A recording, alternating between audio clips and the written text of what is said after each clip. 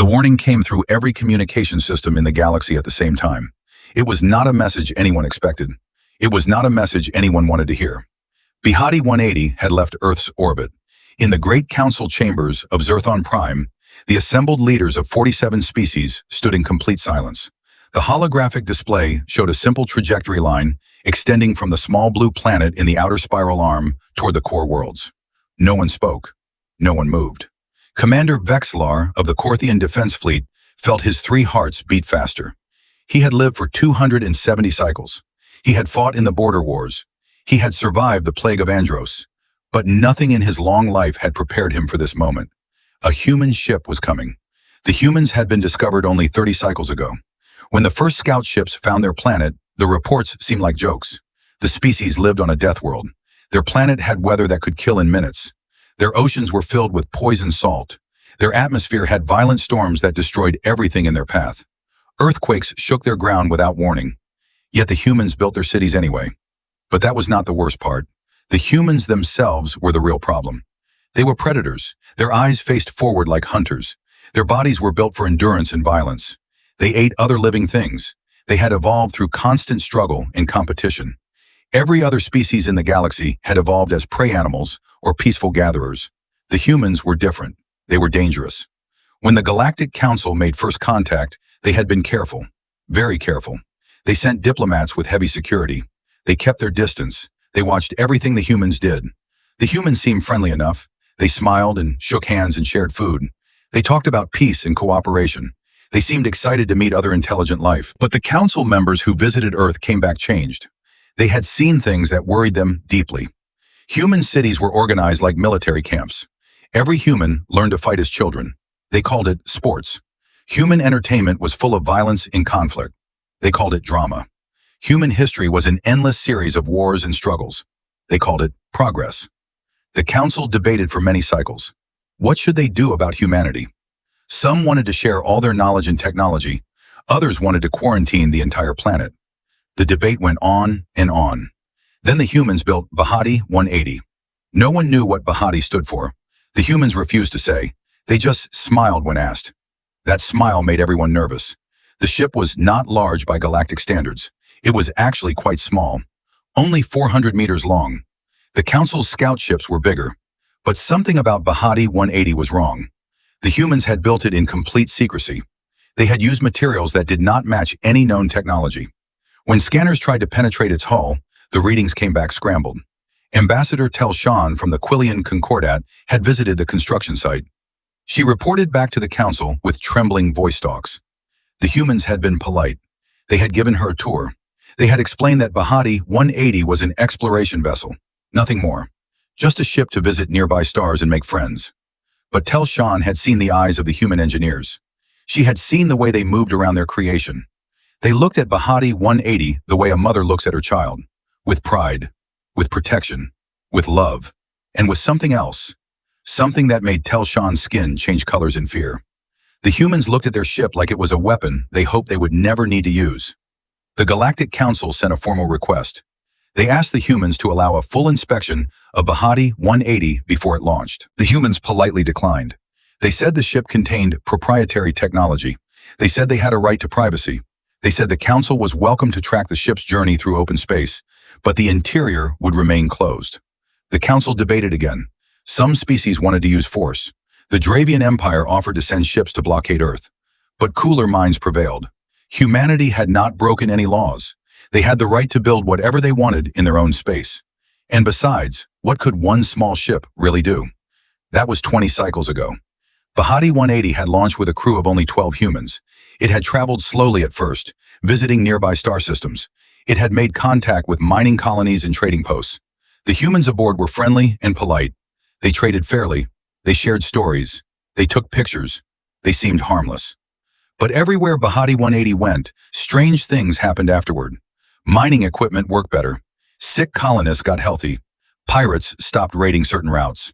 No one could explain it. The humans never took credit. They just smiled and moved on to the next system.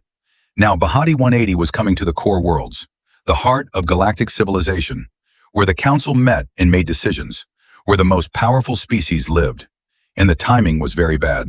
The war had started 3 cycles ago. The Zelthrain Collective had broken away from the Galactic Council. They had taken 12 systems with them. They claimed the Council was corrupt and weak. They wanted to build their own empire. They had weapons that could crack planets. They had ships that could destroy entire fleets. The Council had tried diplomacy. It failed. They tried economic pressure. That failed too. Now they were preparing for war. A real war. Something the galaxy had not seen in 1,000 cycles. Every species was choosing sides. The Korthians supported the Council. The Vraxi remained neutral. The Pelorans tried to negotiate peace. But the Zelthrain kept pushing forward. They wanted more systems, more resources, more power. And now a human ship was entering the war zone. Commander Vexlar studied the trajectory again. Bhatti 180 was heading straight through Zelthrain space. Either the humans did not know about the war, or they did not care. Either option was terrifying. The council chamber began to fill with noise as species started talking again. Voices rose in a dozen different languages. Arguments broke out. Some demanded the humans be warned away. Others suggested the council should ask the humans for help. A few wanted to attack Bhatti 180 before it could reach the core worlds. High Chancellor Mordeth called for silence. Her ancient voice still carried authority even after 400 cycles of life. She was from the eldest species, the first to reach the stars, the ones who had built the council itself. "We will send a message to the humans," she said. "We will inform them of the danger. We will ask them to change course. We will not threaten. We will not beg. We will simply warn them and see what they choose to do."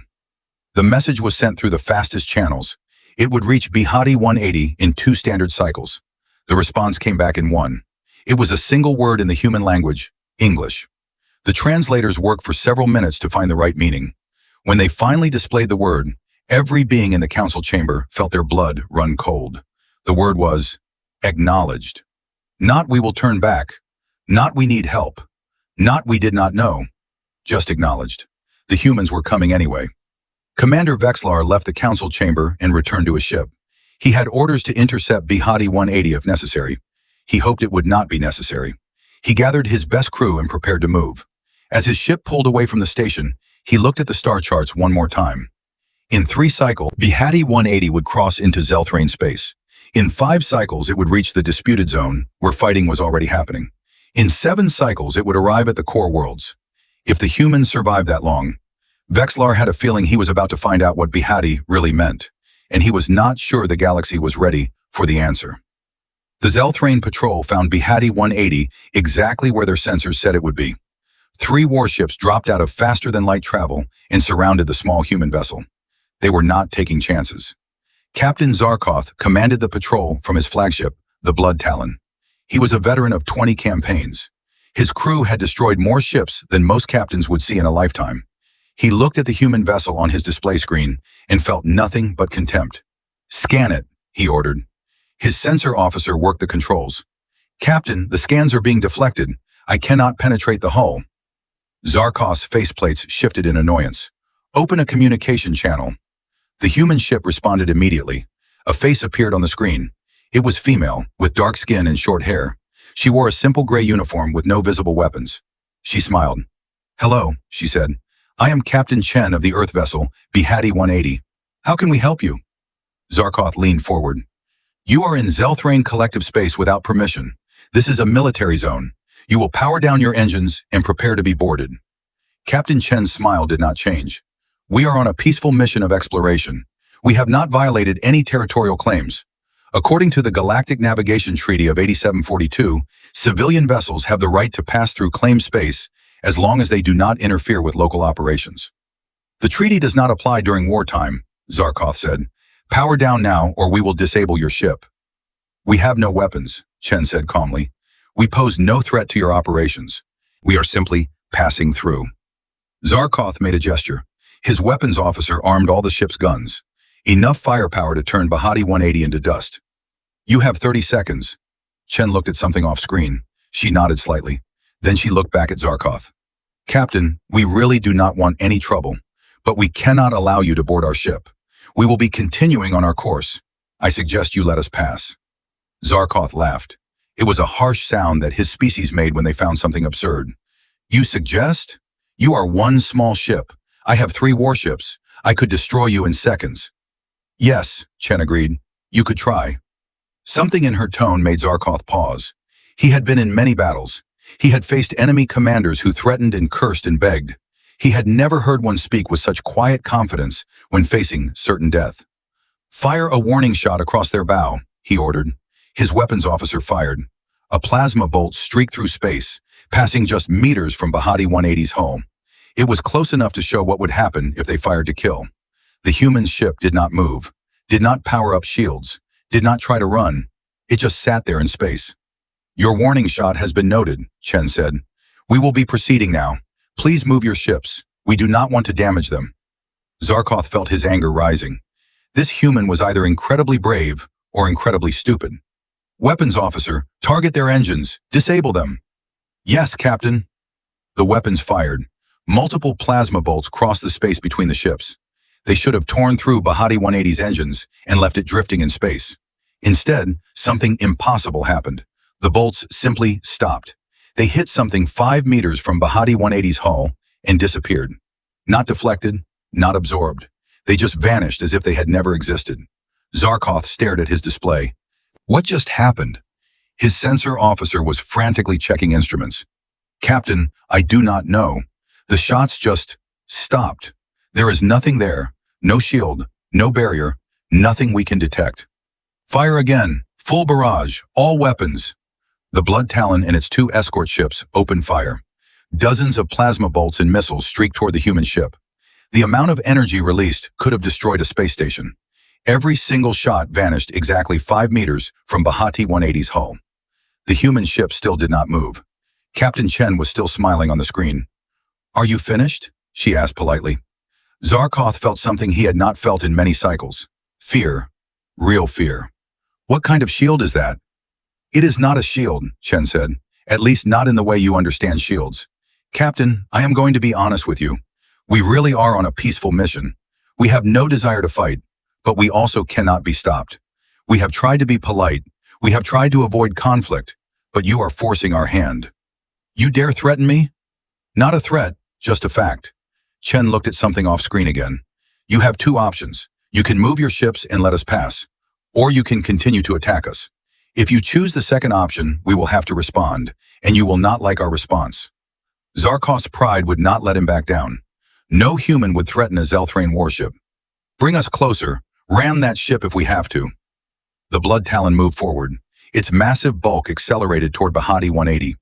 A ship 10 times larger bearing down on a small exploration vessel. There was no way the human ship could survive impact. Bhatti 180 finally moved. It did not run away. It did not dodge. It moved forward, directly toward the Blood Talon. Zarkoth laughed again. The humans are insane. They are trying to ram us. Captain, their speed, the sensor officer said. His voice was strange. What about it? They are accelerating, faster than any ship I have ever seen. Faster than should be possible without gravitational assistance. Bhatti 180 covered the distance between the ships in seconds, but instead of crashing into the Blood Talon, it did something else. It went around the warship so fast that the sensors could barely track it. It circled the Blood Talon 3 times in the span of a heartbeat, then it did the same to the other 2 warships. By the time Zarkoth realized what was happening, Bhatti 180 was back in its original position. Nothing seemed to have changed. The human ship just floated there. Then the alarm started. Captain, we have multiple system failures, his engineer reported. Power is dropping. Weapons are offline. Life support is fluctuating. What? How? I do not know. It is like something drained all our energy reserves. The same reports came from the other 2 ships. All 3 warships were now drifting in space, barely functional. Captain Chen was still on the screen. She was not smiling anymore. She looked sad. I told you that you would not like our response, she said quietly. We have disabled your weapons and reduced your power to minimum life support. You are in no danger, but you will not be able to stop us. Your systems will come back online in about 6 hours. I suggest you use that time to think about whether you really want to fight us. What did you do to my ships? Zarkoth demanded. We made our point. Captain Zarkoth, I want you to understand something. Humanity does not want war with anyone. We came to the stars hoping to make friends, but we learned a long time ago that the galaxy can be dangerous, so we made sure we could protect ourselves. What you just experienced is just a tiny fraction of what Bhatti 180 can do. Please do not make us show you more. The screen went dark. Bhatti 180 began to move. It accelerated smoothly away from the disabled warships and continued on its course toward the core worlds. Zarkoth sat in his command chair and watched it go. His hands were shaking. In all his cycles of warfare, he had never been defeated so completely and so quickly. The human ship had not even used weapons. It had simply turned off his ships. What else could it do? His communication officer managed to get a weak signal working. "Captain, should we report this to command?" Zarkoth thought about it. If he reported what happened, he would be questioned, maybe punished. The Zelthrain Collective did not tolerate failure, but if he did not report it and the humans caused more trouble. "Send a message to Supreme Commander Velthar," he said. "Tell him we encountered the human ship. Tell him everything that happened. And tell him," Zarkoth paused, choosing his words carefully, "tell him that we should avoid the humans at all costs." The message was sent. It reached Zelthrain headquarters in one cycle. Supreme Commander Velthar read the report 3 times. Then he sent his own message to all Zelthrain forces in the sector. The message was simple. Do not engage the human ship. Observe only. Report, but do not interfere. Word spread quickly through Zelthrain space.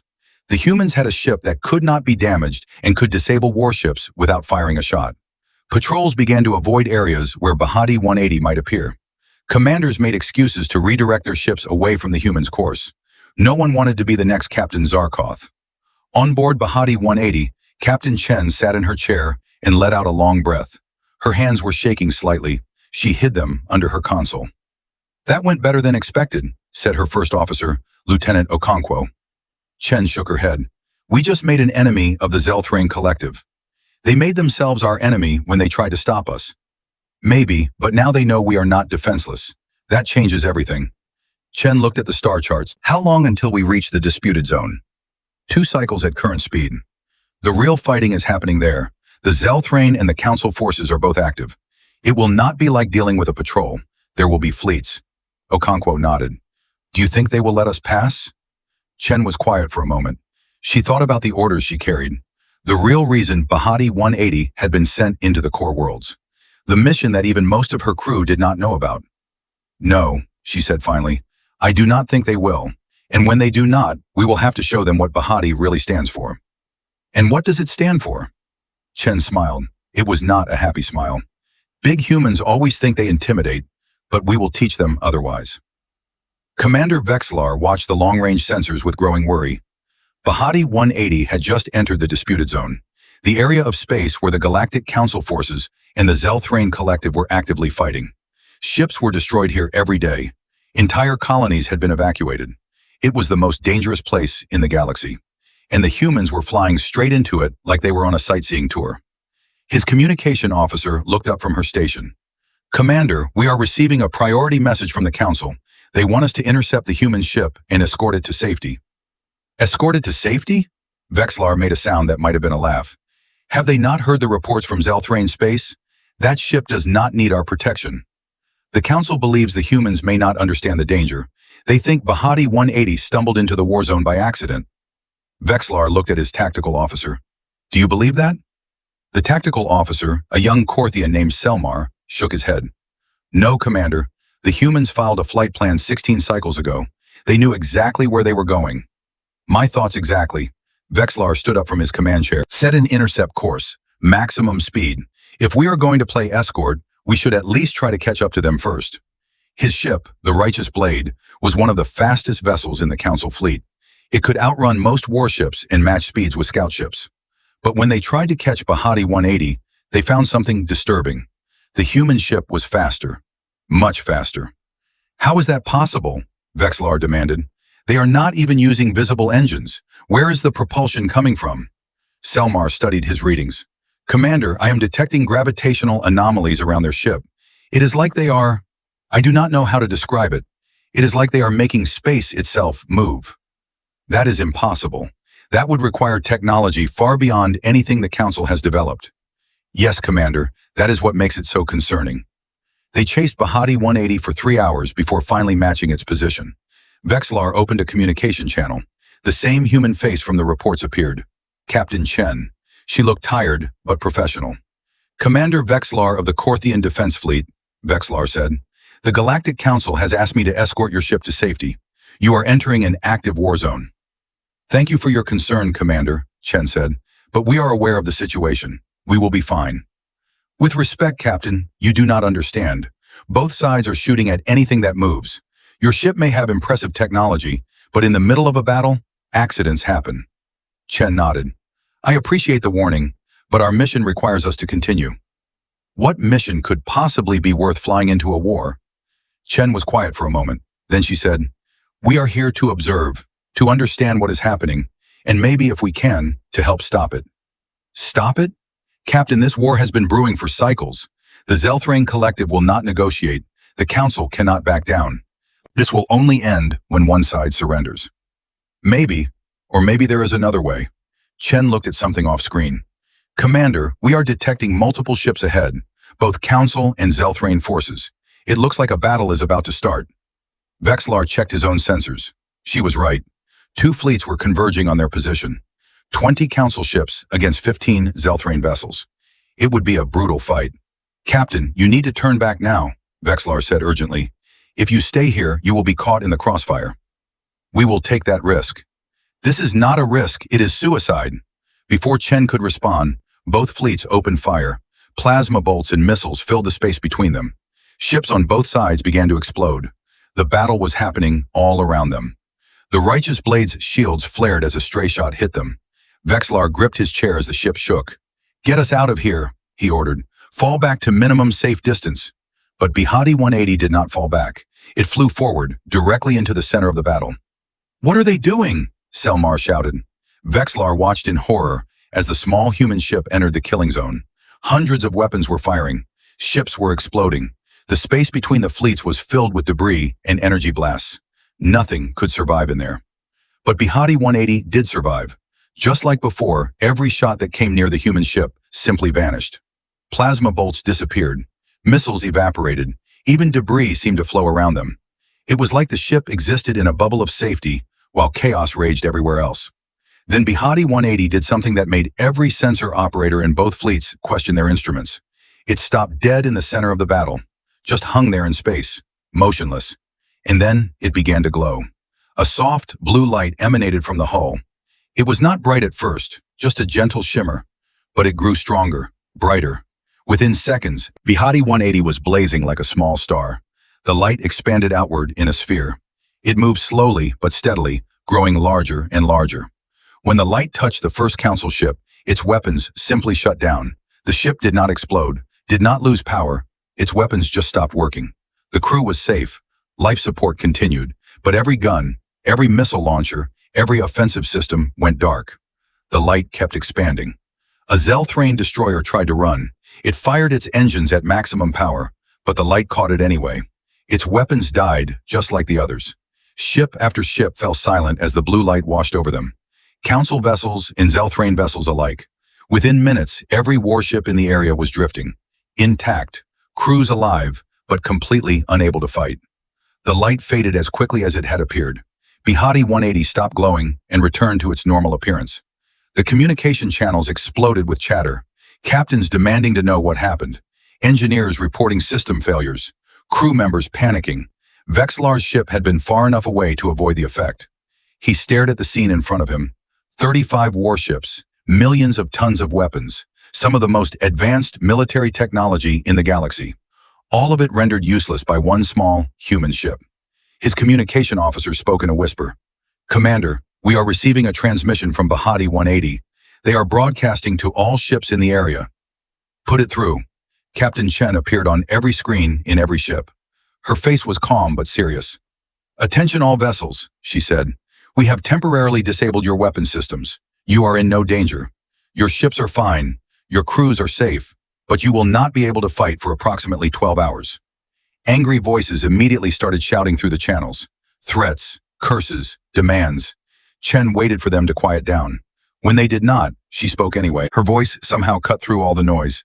We did not come here to take sides, she said. We did not come here to help one fleet or the other.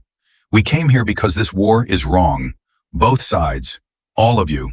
This war is destroying lives and accomplishing nothing. You have no right, someone shouted. A Zelthrain captain. You are not part of this conflict. You are correct, Chen said. We are not part of your conflict, but we will not stand by and watch you kill each other over territory and pride. We have given you 12 hours. 12 hours where no one can shoot, no one can attack. 12 hours to actually talk to each other. A council captain spoke up. The Zelthrane will not negotiate. They never have. Then prove me wrong, Chen said. Humanity believes that any problem can be solved if people are willing to talk. We believe that peace is always possible. Maybe we are naive. Maybe we do not understand your cultures and your histories, but we have seen enough war in our own history to know that it never has to be the only answer. She paused. Your weapons will come back online in 12 hours. When they do, you can go right back to killing each other if that is what you want. But for 12 hours, you have no choice but to try something different. Talk. Listen. Find a reason not to fight. The screen went dark. Silence fell across all the channels. Vexlar looked at his crew. They looked back at him, waiting for orders. What could he order? The battle was over. Not because anyone won, but because a human ship had simply turned it off. A communication request came through from one of the disabled council ships, then another, then one from a Zelthrane vessel. Within minutes, captains from both sides were requesting secure channels, asking if anyone was willing to talk.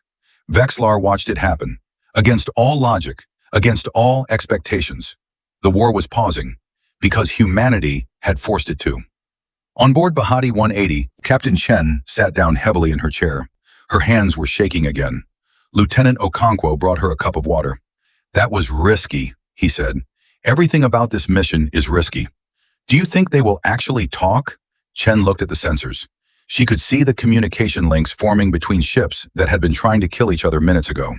Some will, maybe not all, but some, and that is more than there was before. The Council will not be happy with us. No, neither will the Zelthrane. We just humiliated both of them. Chen took a sip of water. But maybe they needed to be humiliated. Maybe they needed to see that their war is not as inevitable as they think.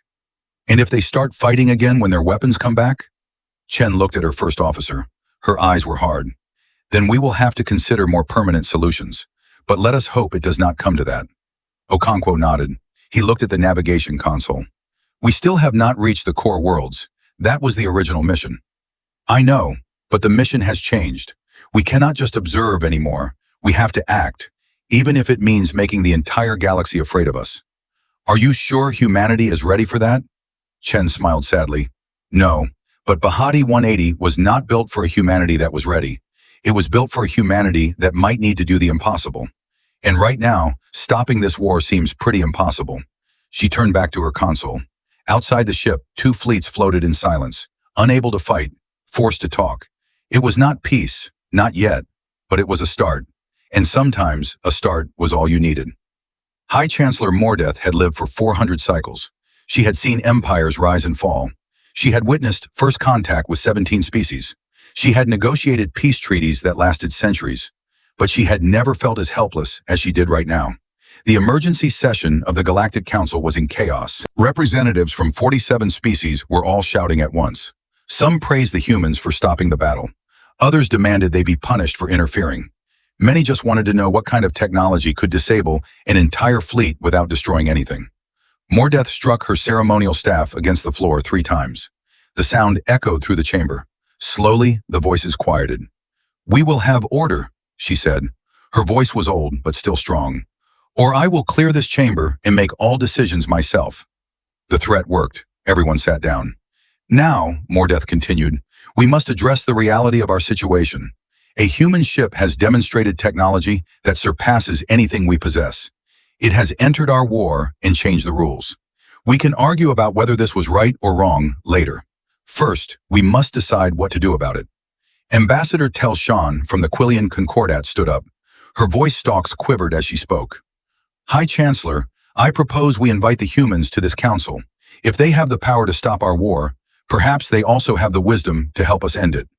Invite them? A Dravian representative slammed his fist on his desk. They violated our sovereignty. They attacked our ships. They disabled weapons, Telshan corrected. They killed no one. They destroyed nothing. They gave both sides time to think. How is that an attack? It is interference. We did not ask for their help. Perhaps we should have, said a Pelorian delegate quietly. We have been fighting for 3 cycles. Thousands have died. And for what? Territory that neither side can hold? Resources we cannot access while we fight over them? Maybe we needed someone to force us to stop. The Dravian representative started to argue again, but Mordeth held up her hand. The Pelorian makes a valid point, she said, but we face a larger question. If the humans can disable our warships so easily, what else can they do? What if they decide to take sides? What if they decide to conquer us all? The chamber fell silent. It was the fear no one wanted to speak aloud. A new voice spoke from the back of the chamber. It was Professor Kilren, the council's chief scientist. He rarely attended these meetings.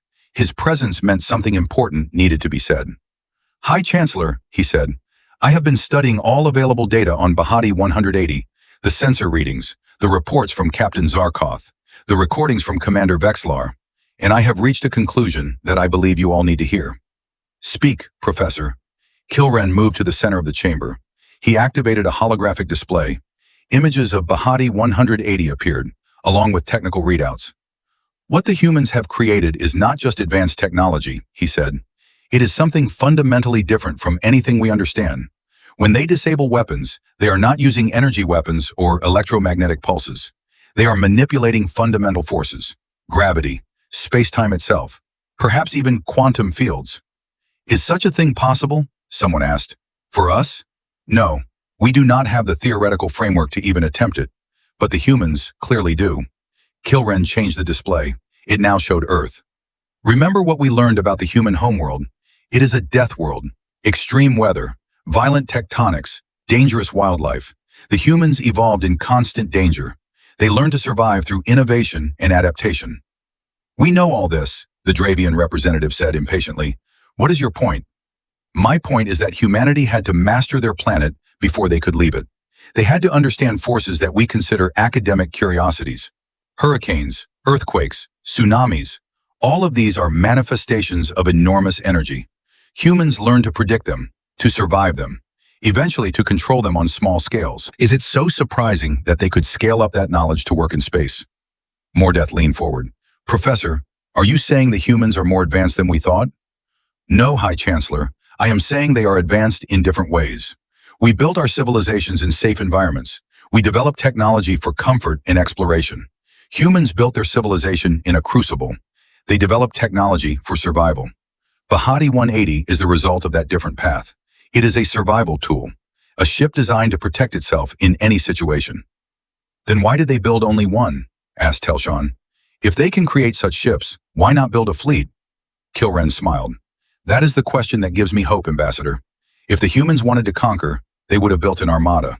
Instead, they built one ship and sent it to explore, to make contact, to learn about us. That suggests their intentions are peaceful. Their intentions may be peaceful, the Dravian said, but their methods are not. They force their will on both our fleet and the Zelthrane. That is an act of aggression. Or an act of desperation, suggested Telshan. Perhaps they saw no other way to stop the killing. The debate continued for hours. Arguments went in circles. No consensus could be reached. Finally, Mordeth called for a vote. Those in favor of inviting the humans to address this council indicate now. 23 species voted yes. 20 voted no. 4 abstained. The motion passes, Mordeth announced. We will send an invitation to Bhatti 180.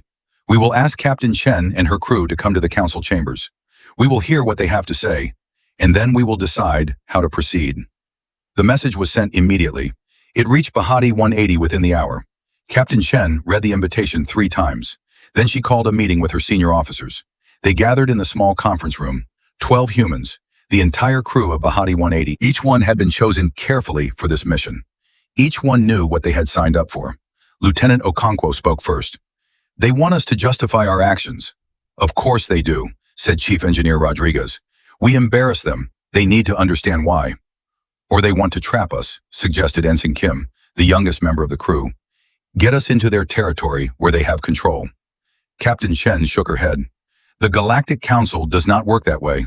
They are bureaucratic and slow, but they are not deceptive. If they invited us, they genuinely want to talk. Should we go? Asked Dr. Adeyemi, the ship's medical officer. Chen looked around the table. This mission was always about more than exploration. Command knew we would encounter resistance. They knew we would have to make hard choices. The question is whether we are ready to face the consequences of those choices. What happens if we refuse the invitation? Asked Navigator Park. Then we continue our original mission. We reach the core worlds. We observe. We report back to Earth. And we accept that we have made an enemy of the Galactic Council. And if we accept, then we try to explain ourselves. We try to make them understand why we did what we did. And we hope they are willing to listen. Silence filled the room. Each crew member weighed the options. Finally, Weapons Specialist Thompson spoke. She was the oldest member of the crew, a veteran of Earth's last major conflict. She rarely spoke, but when she did, people listened. I have seen war, she said quietly. Real war.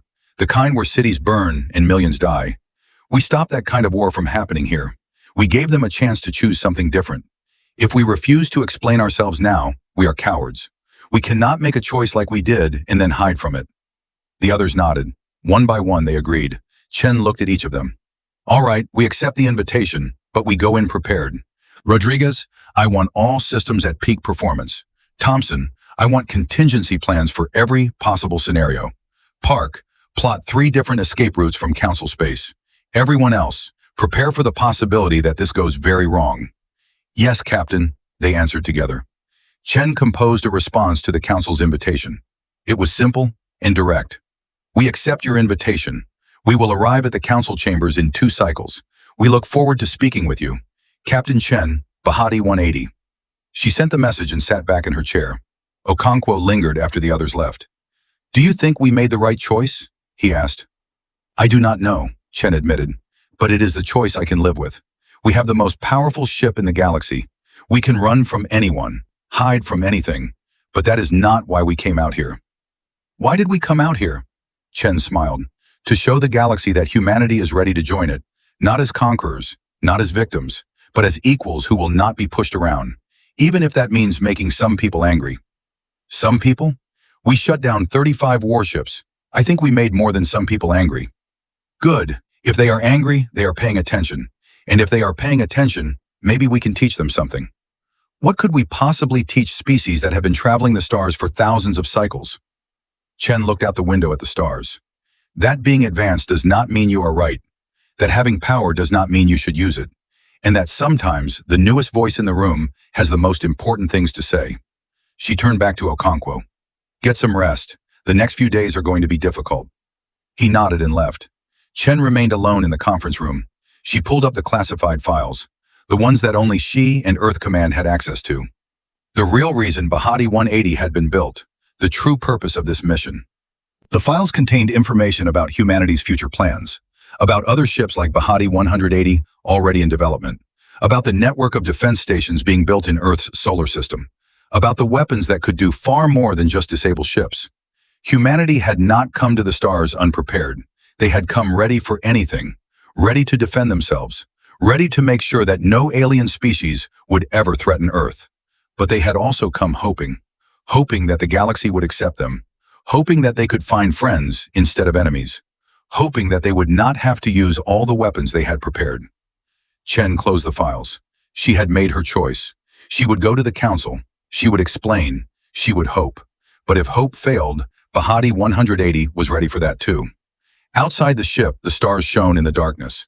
Unaware, uncaring, the galaxy kept turning, wars kept fighting, and a small human ship kept flying toward its destiny.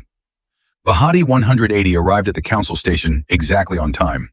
The station was massive, a structure built over hundreds of cycles by dozens of species working together. It housed millions of beings. It had its own agriculture, its own industry, its own government. It was the beating heart of galactic civilization. Captain Chen stood on the bridge and looked at it through the main viewport. Even after all her training, all her preparation, she felt a moment of awe. They built all of this through cooperation, she said quietly. Lieutenant Okonkwo stood beside her. And now they are tearing it apart with war. Which is why we are here. The communication system activated. A formal voice spoke in perfect English. The translator technology of the council was impressive. Bhatti 180, you are cleared to dock at Bay 17. Security teams will meet you. Please follow all instructions. Understood, Chen replied. We are coming in now. The ship moved smoothly into the docking bay. It was enormous, clearly designed for much larger vessels. Bhatti 180 looked tiny in comparison. That was probably intentional, a subtle reminder that the council was bigger, older, more powerful. Except they had all seen what Bhatti 180 could do. Size did not matter anymore. The docking clamps engaged. The airlock cycled. Chen took a deep breath and turned to her crew. Rodriguez, you have the ship. Keep all systems online. If anything feels wrong, you leave immediately. Do not wait for us. The engineer nodded. Understood, Captain. We will be ready. Chen selected 5 crew members to accompany her. Okonkwo, Thompson, Dr. Adeyemi, Ensign Kim, and Specialist Park. They were her best people, smart, capable, and most importantly, calm under pressure. They put on their formal uniforms, simple gray with Earth's flag on the shoulder. No weapons, no armor. Just 6 humans walking into a station filled with species that might hate them. The airlock opened. A security team waited on the other side. 20 guards from different species, all armed, all watching the humans carefully. A Korthian officer stepped forward. He was tall and covered in blue scales. His 3 eyes studied Chen with suspicion. I am Security Chief Valtor, he said. You and your crew will follow me. You will not deviate from the designated path. You will not attempt to access any restricted areas. Is this understood? Perfectly, Chen said with a polite smile. Valtor did not smile back. He turned and began walking. The humans followed. The security team surrounded them. It was not quite an arrest, but it was close. They walked through the station for almost an hour. Chen suspected they were taking the long route, showing the humans how large the station was, how many species lived here, how much the council had built. It was impressive. Chen made sure to look at everything with interest and respect. No reason to appear arrogant or dismissive. They passed markets where dozens of species traded goods, schools where children of different races learned together, hospitals that treated everyone equally, parks with plants from 100 worlds. This was what the council had created, a place where differences did not lead to war, or at least they usually did not. Finally, they reached the council chambers. The doors were 10 meters tall and made of some crystalline material that seemed to glow from within. Valtor stopped. You will enter alone, he told Chen. Your crew will wait here. No, Chen said calmly. We all go in together. That is not how this works. Only the captain was invited. Then only the captain will go in, and she will bring her crew with her, or we all leave right now. Valtor's scales shifted color, a sign of irritation, but he spoke into his communication device. After a moment, he nodded. The council has agreed. You may all enter, but any disruption will result in immediate removal. We will be on our best behavior, Chen promised. The doors opened. The council chambers were even more impressive than Chen expected. The room was circular and huge. Rising tiers of seats surrounded a central floor. Representatives from 47 species sat in their designated areas. At the highest point sat High Chancellor Mordeth. The humans walked to the center of the floor.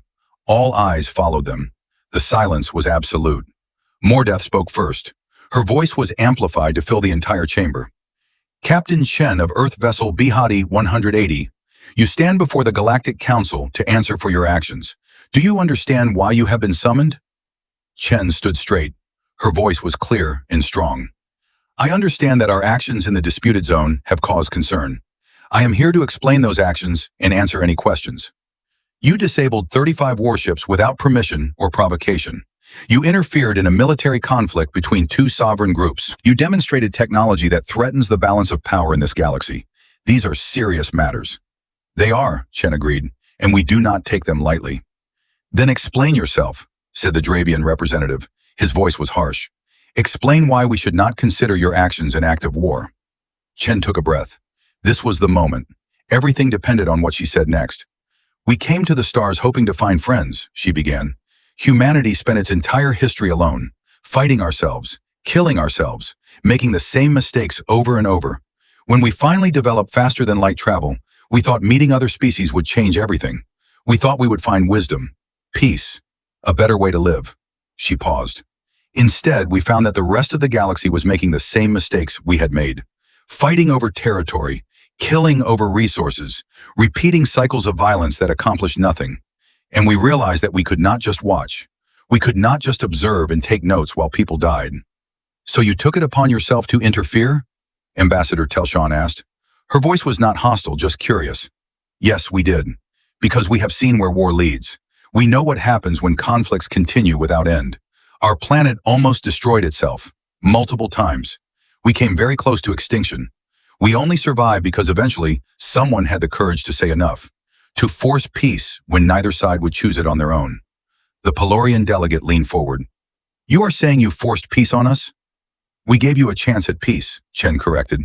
We stopped the shooting long enough for people to talk. What you do with that chance is up to you. We did not take sides. We did not conquer anyone. We just made you stop killing each other for 12 hours. And what gives you the right? The Dravian demanded. Chen looked directly at him. The same right that gave the Galactic Council the authority to declare this war legal. The same right that lets you send your soldiers to die. The same right that allows any government to make decisions for its people. Power. We have it. We used it. Not to harm anyone. Not to take anything. But to save lives. Sophistry, the Dravian shouted. You are justifying tyranny. No, Chen said firmly. I am justifying mercy. There is a difference. High Chancellor Mordeth raised her hand for silence. Captain Chen, you speak of saving lives, but you also demonstrated technology that could easily take lives. Your ship disabled our most powerful warships with ease. What would prevent you from using that same technology to destroy instead of disable? This was the question Chen had been waiting for, the real question behind all of this. Nothing, she said honestly. A wave of shock rippled through the chamber. Representatives began shouting, demanding explanations, threatening retaliation. Chen raised her voice. Nothing prevents us from destroying your ships, just like nothing prevents you from destroying each other, just like nothing prevents anyone with power from using it to cause harm. Except choice, except morality, except the decision to be better than we have to be. She looked around the chamber. Body 180 was built because humanity learned a hard lesson. In a dangerous universe, you must be able to defend yourself. You must have the power to protect what matters. But having power is not the same as using it. We built this ship hoping we would never need it. We came here hoping you would welcome us. But we came prepared to defend ourselves if necessary. And now you are defending others as well? Asked Professor Kilren from his seat. Without being asked? Yes, because that is what you do when you have power. You use it to help, not to control, not to conquer, but to protect those who cannot protect themselves, even if they are angry about it afterward. Telshawn stood up. Captain Chen, your words are noble, but words are easy. Actions reveal truth. If we were to ask you to prove your intentions, how would you do so? Chen thought for a moment. What would you like us to do? The Zelthrain and the Council are still in conflict, Telshawn said. Your intervention gave us 12 hours to talk. But as soon as weapons came back online, the fighting resumed. If you truly want to help, if your intentions are truly peaceful, then help us end this war. Not by disabling ships temporarily, but by finding a real solution. That is impossible, the Dravian said. The Zelthrain will never negotiate. They want conquest. They want to destroy the Council. Have you asked them? Chen said quietly. What? Have you actually asked the Zelthrain what they want? Or have you just assumed, just like they probably assume the Council wants to oppress them? The chamber fell silent again. It was not a comfortable silence. Mordeth spoke slowly. Captain Chen, are you suggesting that this entire war is based on misunderstanding? I am suggesting that most wars are. People fight because they are afraid. They attack because they think they will be attacked first. They refuse to negotiate because they believe the other side cannot be trusted. But someone has to break the cycle. Someone has to take the first risk. And you think the Council should take that risk? The Dravian asked mockingly. No, Chen said. I think humanity should take that risk. Let us be your intermediary. Let us talk to the Zelthrain. Let us try to find common ground. If we fail, you can go back to war. But if we succeed, you might find peace. What do you have to lose? Our dignity, someone muttered. Your dignity? Okonkwo spoke for the first time. His voice was sharp. You are killing each other over territory you cannot use. You are spending resources you could use to help your people. You are traumatizing your soldiers and destroying your ships. Where is the dignity in that? Mordeth looked at the human first officer with interest. You speak boldly for someone standing in our chambers. With respect, High Chancellor, we came here because you invited us. You wanted to know why we interfered. We are telling you. If you do not like the answer, we can leave. But the truth does not change because you do not want to hear it. More silence. Chen held her breath. They had been honest, brutally honest. Now they would see if that honesty would be respected or punished. Finally, Mordeth spoke. The Council will deliberate on your offer. You and your crew will remain on the station as our guests. You will not leave until we have made our decision. Is this acceptable? It was not really a question. They were being detained. Politely, but detained nonetheless. It is acceptable, Chen said. We will wait for your decision. This session is concluded, Mordeth announced. She struck her staff against the floor 3 times. The humans were escorted out of the chamber. As they walked back through the station, Chen noticed that people were staring at them differently now. Not with just suspicion, but with curiosity, with interest, maybe even with hope. They reached temporary quarters, 6 rooms connected to a common area. Guards were posted outside. Chen gathered her crew in the common area. Well, she said, that went better than expected. Did it? Kim asked. We are prisoners. We are guests, Thompson corrected. There is a difference. They have not taken our equipment. They have not searched us. They are treating us with respect. She is right, Chen said. If they wanted to punish us, we would know it. They are considering our offer. That is actually good news. And if they refuse? Okonkwo asked. Chen looked at her crew. Then we find another way, because we did not come all this way just to watch this galaxy tear itself apart. The deliberations lasted 3 days. During that time, the humans were confined to their quarters. They were fed well, treated politely, but clearly watched. Security cameras covered every angle. Guards rotated shifts, but never left their posts. Captain Chen used the time to learn everything she could about the station. She read public databases, watched news broadcasts, studied the history of the Council and the Zelthrain Collective. The more she learned, the more convinced she became that this war was unnecessary. The Zelthrain had broken away from the Council 40 cycles ago. Not because of oppression, not because of mistreatment, but because they felt ignored. The Council made decisions that affected all species, but the Zelthrain felt their voice did not matter. They were a younger species, only been in space for 300 cycles. The older species treated them like children. So they left. They took their 12 systems and declared independence. The Council let them go. There was no war, no fighting, just a peaceful separation. But then resources became scarce. Mining rights were disputed. Trade routes overlapped. Small incidents turned into bigger conflicts. Both sides refused to back down. Pride and fear took over. And now thousands were dying over problems that could have been solved with conversation. It reminded Chen of Earth's own history. So many wars fought over misunderstanding and stubbornness. On the 3rd day, the summons came. The Council wanted to speak with Captain Chen alone, not her crew, just her. I do not like this, Okonkwo said as Chen prepared to leave. Neither do I, Chen admitted, but we do not have a choice. Keep monitoring communications. If something goes wrong, get back to the ship and leave. We will not leave you here. That is an order, Lieutenant. The mission is bigger than any one person, even me. Okonkwo nodded reluctantly. Chen walked out with the security escort. This time they took her to a different room, smaller, more private. High Chancellor Mordeth sat at a simple table. Only 2 other beings were with her, Ambassador Telshawn and Professor Kilren. Sit, Captain, Mordeth said. Her tone was less formal than before. Chen sat. The security team left them alone. We have been arguing for 3 days, Mordeth began. About you, about your ship, about what your presence means for this galaxy, and we have reached some conclusions. Chen waited. She knew better than to speak first. You are dangerous, Mordeth continued.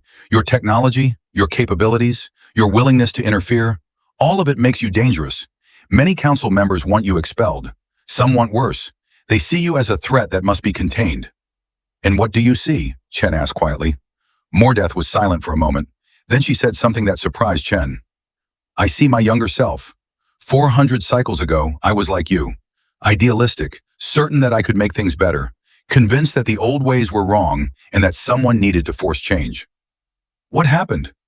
I learned that change is hard, that forcing people to do what is right often makes them resist even harder, that sometimes the best thing you can do is nothing at all. Just let events unfold naturally. Mordeth's eyes were sad. But I also learned that doing nothing when you have the power to help is a different kind of wrong, one that is harder to live with. Professor Kilren spoke up. The Council has been studying your ship more carefully. We believe we understand some of what it does. Your technology manipulates fundamental forces. You are not just more advanced. You are working with physics that we have barely theorized about. That is correct, Chen said. How? He asked simply. How did humanity develop this so quickly? You have been in space for less than 100 cycles. Most species take thousands. Chen smiled slightly. We cheated. Earth is a difficult planet. It taught us to be creative, to find solutions that were not obvious. And we had one advantage that most species do not have. What advantage? We were alone. Every species in the council developed alongside others. You had contact. You could share ideas, learn from each other, progress together. Humanity had no one. We had to figure everything out ourselves. That made us slow in some ways, but it also meant we had no assumptions, no established rules. We approached every problem fresh. And Bhatti 180 is the result? Telshawn asked. Bhatti 180 is one result. We have been working on this technology for decades. It started as theoretical physics, then experiments, then prototypes, now this. It is not magic. It is just science that developed differently. Mordeth leaned forward. Can this technology be weaponized? The question hung in the air. Chen knew her answer would determine everything. Yes, she said honestly. Almost any technology can be weaponized. The question is not whether it can be. The question is whether it will be. And will it? Not by humanity. Not unless we are attacked first. We built Bhatti 180 for defense and exploration. That is its purpose. That is how we will use it. Can you promise that? Telshawn asked. Can you promise that no human will ever use this technology to harm others? Chen shook her head. No, I cannot promise what future generations will do. I cannot control every human who will ever live. But I can promise this. Humanity knows what it is like to be threatened with extinction. We know what weapons of mass destruction can do. We will not use this technology lightly. Many council members do not trust that promise, Mordeth said. Then they are wise, Chen replied. Trust must be earned. We understand that, which is why we are offering to help with this war. To prove our intentions through actions, not just words. Mordeth exchanged glances with the other two. Some unspoken communication passed between them. The council has decided to accept your offer, Mordeth said finally, but with conditions. What conditions? First, you will not act alone. A council representative will accompany you. They will observe everything you do and report back. Agreed. Second, if the Zelthrain attack you, you will defend yourself with minimum force necessary. You will not escalate. You will not retaliate beyond what is needed for protection. Also agreed. Third, if you succeed in negotiating peace, you will share the details of that negotiation with the council. We must understand how you achieved it. That depends on what the Zelthrain agree to. Some details may need to remain confidential for the negotiation to work. Mordeth considered this. Acceptable, as long as the broad terms are shared. Then we have an agreement. There is one more thing, Telshawn said. I will be your council representative. I will be going with you into Zelthrain space. Chen looked at the Quillian ambassador. Her voice stalks were steady. Her eyes were clear. She was not afraid. You understand this could be dangerous? Chen asked. Of course, but I also understand it could end a war. That is worth the risk. Chen stood up and extended her hand. A human gesture. After a moment, Telshawn reached out and grasped it. Her appendage was cool and strange against Chen's skin, but the intent was clear. Then we leave as soon as possible, Chen said. Every day we delay is another day people die. Agreed, Mordeth said. She stood as well. Captain Chen, I hope you understand the significance of what you are attempting. If you fail, the war will continue. If you succeed, you will have changed the galaxy. Either way, nothing will be the same after this. I understand, High Chancellor. Then go, and may whatever forces you believe in guide you. Chen returned to her quarters and gathered her crew. She explained the situation, the mission, the conditions. We are really doing this? Kim asked. We are going to try to negotiate peace between two groups that hate each other? Yes, Chen said simply. That is crazy. Maybe, but it is also necessary. Chen looked at each of them. I need to know if anyone has objections. This is not what we signed up for. This is more dangerous and more complicated. If anyone wants to stay here, I will understand. No one moved. No one spoke. They were all in. All right then, Chen said. Let us go make history. They returned to Bhatti 180. Ambassador Telshawn came with them. She looked around the ship with obvious curiosity. The human design was different from what she was used to. More compact, more efficient, less decorative. Your ship is smaller inside than I expected, she commented. We do not need much space, Rodriguez explained. Human technology is miniaturized. What takes you a room takes us a cabinet. Fascinating. They ran through pre-flight checks. Everything was in perfect condition. Rodriguez had kept the ship ready to go at a moment's notice. Ambassador, you will need to secure yourself in the guest quarters, Chen said. Our acceleration can be intense. I have anti-grav medication, Telshan assured her. You will still want to sit down. They undocked from the council station. As they pulled away, Chen looked back at the massive structure. Millions of beings living together, working together, building something bigger than any one species could create alone. That was what the galaxy could be. That was what was worth fighting for. Set course for Zelthrain space, she ordered. Best speed. We have a war to stop. Bhatti 180 accelerated. The stars stretched. Space bent around them. Within minutes, they were moving faster than any council ship could track. In the guest quarters, Ambassador Telshan held onto her seat and wondered if she had made a terrible mistake. The humans seemed confident. Their technology was impressive. But could 12 beings really stop a war? She thought about her own people. The Quillians had been at peace for 2,000 cycles. They had forgotten what war was like. But Telshan was old enough to remember the stories. Old enough to know that peace was fragile, that it required constant work, constant courage. Maybe that was what the humans understood. Maybe that was their real advantage. Not technology, but the willingness to risk everything for what was right. On the bridge, Captain Chen stared at the navigation display. They would reach Zelthrain space in 6 hours. Then they would find out if words could accomplish what weapons could not. Captain, Okonkwo said quietly, do you really think this will work? Chen was quiet for a moment, then she smiled. I have no idea, but we have to try. Because if we do not, who will? The council could. The council has been trying for 3 cycles. Sometimes you need an outsider, someone who does not care about the politics or the history, someone who just sees the problem and finds a solution. And you think we can find that solution? I think we are the only ones crazy enough to try. Okonkwo laughed despite himself. When you put it that way. Besides, Chen added, we have one advantage. What is that? We are human. We specialize in doing the impossible. It is kind of our thing. The ship flew on through the darkness. Behind them, the council watched and waited. Ahead of them, the Zelthrain prepared for battle. And in between, 12 humans and 1 alien ambassador tried to find a path to peace. The galaxy had never seen anything like it. But then again, the galaxy had never seen humans before. Zelthrain space was heavily militarized. Sensor networks covered every approach. Automated defense platforms floated at strategic points. Patrol ships moved in patterns that left no blind spots. It was a fortress, not a territory. Bhatti 180 entered without stealth or deception. They broadcast their identity clearly. They made no threatening moves.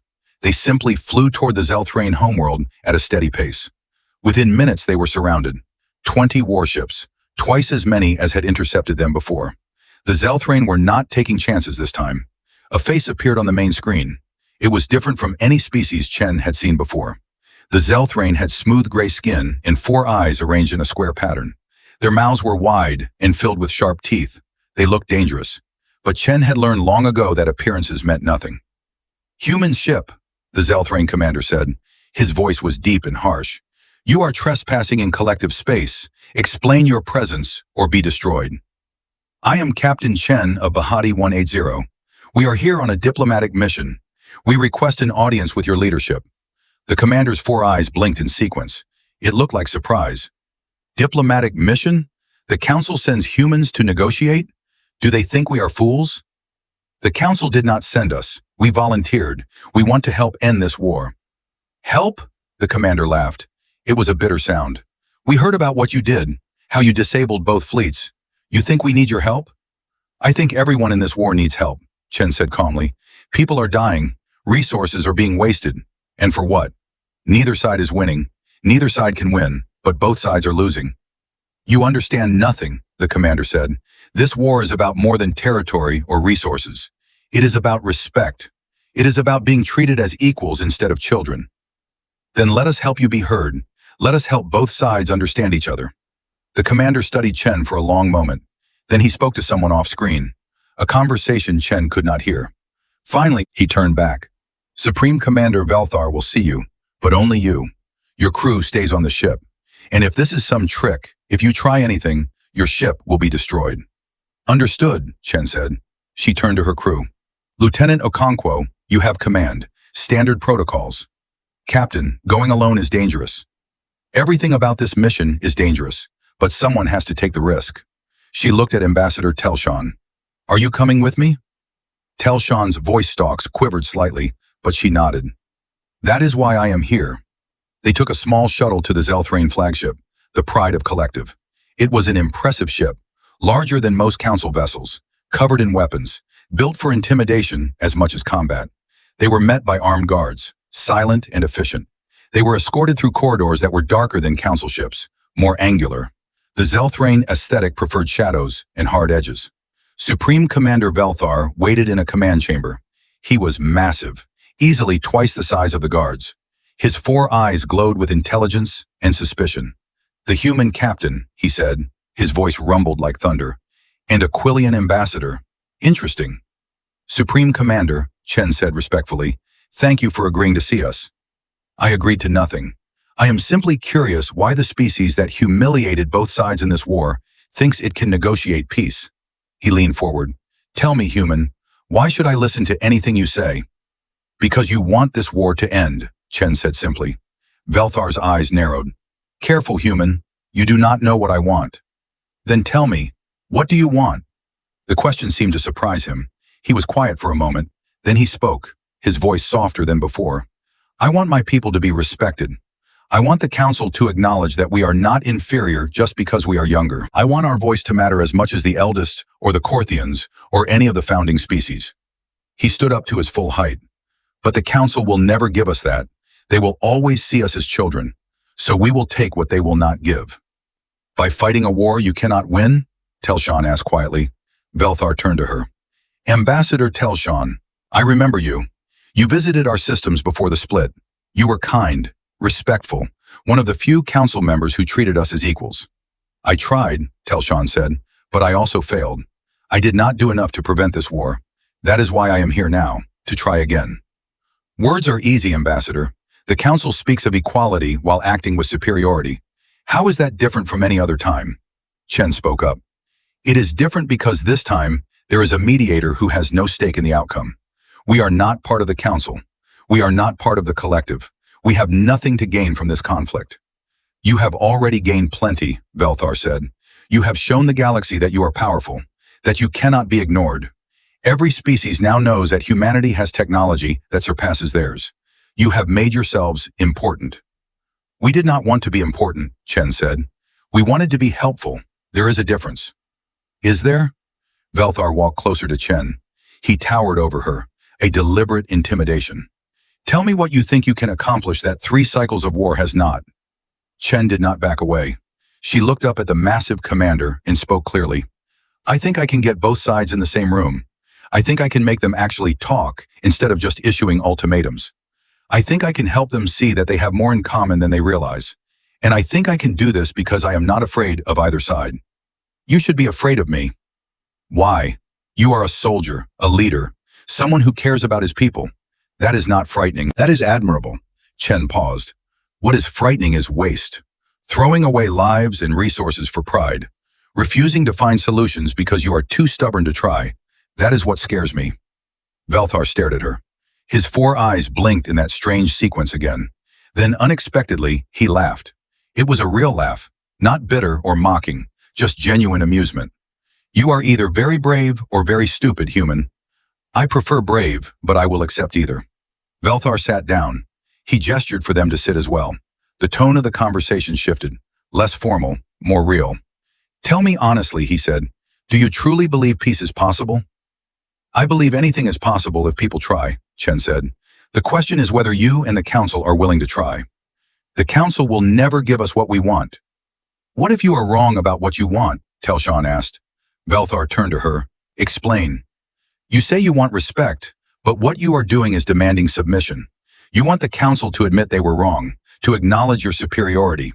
That is not respect. That is victory. And what is the difference? Respect is mutual, Telshan said. It is given freely. It cannot be taken by force. If you conquer the council, they will hate you. If you negotiate with them, they will acknowledge you. Which do you really want? Velthar was silent. Chen could see him thinking, really thinking, not just reacting, not just following the momentum of war. The council has had 3 cycles to offer real negotiation, he said finally. They have not. They issue demands. They threaten consequences. They treat us like criminals instead of equals. Why would this time be different? Because I will make it different, Chen said. I will get the council leadership in a room with you, not their diplomats, not their representatives, the actual decision makers, and I will make them listen. How? By doing what I do best, being annoying until they agree, just to make me stop. Veltar laughed again. You are certainly annoying enough. Then let me be annoying in a way that helps instead of hurts. Give me a chance. One meeting. If it fails, you lose nothing. You can go right back to war. But if it works, you might get what you really want. And what is that? A place in the galaxy where your voice matters, where your people are treated with dignity, where you do not have to fight to be heard. Chen leaned forward. That is what you really want, is it not? Not conquest, not revenge, just acknowledgement that you exist and that you matter. Velthar looked at Chen for a long time. His 4 eyes studied her face, searching for deception, for manipulation, for hidden motives. He found none. One meeting, he said finally. I will agree to one meeting, but I choose the location, and I choose who attends from our side. And if the council refuses or tries to ambush us, there will be no mercy. Fair enough, Chen said. She pulled out a communication device. Let me contact the council now, while we are all feeling optimistic. Velthar gestured to his own communications officer. Broadcast on all channels. Let everyone hear this. The call connected to the council station. High Chancellor Mordeth appeared on screen. She looked surprised. Captain Chen, where are you? I am aboard the Pride of Collective, High Chancellor, having a conversation with Supreme Commander Velthar. Mordeth's expression became guarded. I see. And has this conversation been productive? Very. Supreme Commander Velthar has agreed to a peace negotiation. One meeting, both sides at the table, actual leadership, not just diplomats. Captain, you cannot simply— I just did, Chen interrupted gently. The question is whether the council will accept. Will you meet with Supreme Commander Velthar to discuss ending this war? Mordeth looked off screen. Chen knew she was consulting with others. The decision was too big for one person, even the High Chancellor. After a moment, Mordeth spoke. The council will need guarantees, safety, neutral location, clear agenda. All acceptable, Velthar said, speaking up. But I choose the location, neutral space between our territories. Both sides bring equal numbers. No weapons in the negotiation room. And the humans will provide security. We will provide security, Chen asked, surprised. Your ship is the only thing both sides fear. That makes you the only ones both sides will trust to keep order. Chen looked at Telshan. The ambassador's voice stalks were waving rapidly, a sign of excitement or nervousness, possibly both. What do you think? Chen asked her quietly. I think this is either the best idea or the worst idea anyone has ever had, Telshan whispered back. But we must try. Chen turned back to the screen. High Chancellor, will the council agree to these terms? Mordeth was quiet. Then she nodded slowly. The council will agree, but Captain Chen, if this fails, if violence breaks out at this meeting, the consequences will be severe. Understood, but if it succeeds, the consequences will be peace. That seems worth the risk. When? Velthar asked. As soon as possible, Mordeth said. Give us 2 days to prepare, to select our delegation, to inform all member species. 2 days, Velthar agreed. We will send coordinates for the meeting location. Come prepared to actually negotiate, not just to issue demands. The same applies to you, Supreme Commander, Mordeth said sharply. Then we are agreed. Velthar looked at Chen. You have your meeting, human. Do not waste it. The connection ended. Chen let out a breath she had not realized she was holding. We did it, she said quietly. You did it, Telshan corrected. I just watched.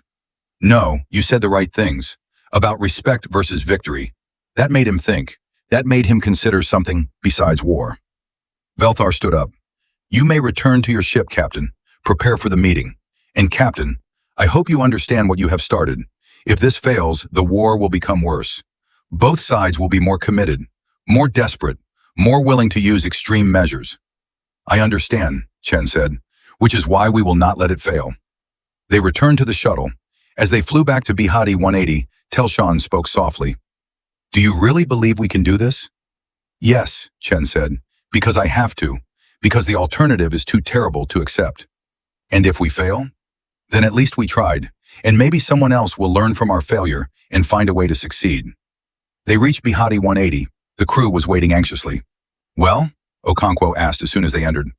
We have a peace negotiation scheduled in 2 days, Chen said, and we are providing security. The crew stared at her. We are doing what? Rodriguez asked. Providing security. Both sides trust us to keep the meeting safe, or at least they fear us enough to behave. That is insane. Yes, but it is also our job now. Chen looked at her crew. Everyone rest. Get ready. In 2 days we either end a war or make it much worse. Either way, it will be the most important thing any of us ever do. The meeting location was a small moon orbiting a gas giant in neutral space. It had no atmosphere, no life, no strategic value. Perfect for a negotiation where neither side wanted to give the other any advantage. The Zelthrain built a temporary dome structure on the surface, large enough for 30 beings, equipped with life support for all the different species that would attend. Basic, but functional. Bhatti 180 arrived first. Chen wanted to inspect the location personally, make sure there were no surprises, no hidden weapons, no traps. Rodriguez and Thompson did a complete scan of the structure. It is clean, Rodriguez reported. Just what they said it would be. Meeting room, basic facilities. No weapons, no surveillance beyond what we put in. Good. Deploy our own security measures. Thompson activated a series of small devices around the perimeter. They would detect any hostile actions, any attempt to bring weapons, any energy buildups that might indicate an attack. We are ready, Thompson said. As ready as we can be. The council delegation arrived next. 10 beings representing the most powerful species. High Chancellor Mordeth led them. She looked tired but determined. Captain Chen, she said formally, the council delegation is here.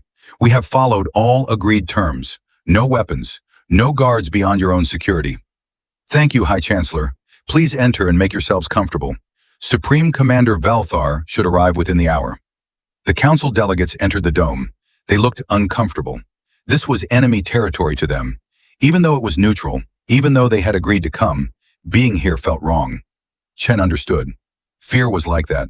It made you suspicious of everything. The Zelthrain delegation arrived exactly on time. Supreme Commander Velthar led 10 of his own people. Military officers mostly, but also a few civilians, scientists, administrators, people who understood more than just war. Captain Chen, Velthar greeted her. We are here as promised. I trust the council has not planted any surprises? No surprises on either side, Chen assured him. Just 2 groups willing to talk. That is already more than we had before. Velthar nodded. He looked at the dome. Chen could see hesitation in his posture. This was hard for him, harder than war. War was simple, clear. This required vulnerability, trust, things that soldiers were not trained for. It is not too late to turn back, Chen said quietly. Velthar looked at her sharply. Do you want me to leave? No, but I want you to know that you have a choice. You always have a choice. That is what makes this brave.